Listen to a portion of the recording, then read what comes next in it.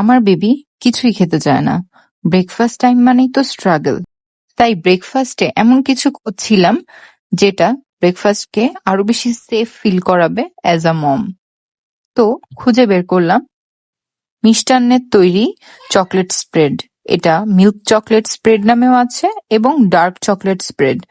আপনি চাইলে এটার টেক্সচারটা দেখতে পারেন, এত ক্রিমি, এত সফট ব্যালেন্সড, একদম real cocoa premium chocolate use করা হয়েছে।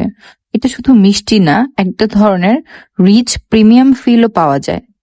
মিল্ক আর কোকোয়া থেকে বেশ এনার্জি, ক্যালসিয়াম, আয়রন ও অ্যান্টিঅক্সিডেন্টও পাওয়া যায়। আগে তো বেবি খেতেই চেত না, কিন্তু এখন বেবি খুব মজা করেই খায়। আর শুধু বেবি না, স্টুডেন্টস, ইয়াং পিপল, ফ্যামিলির জন্য পারফেক্ট কমফোর্টেবল ফুড অনেস্টলি।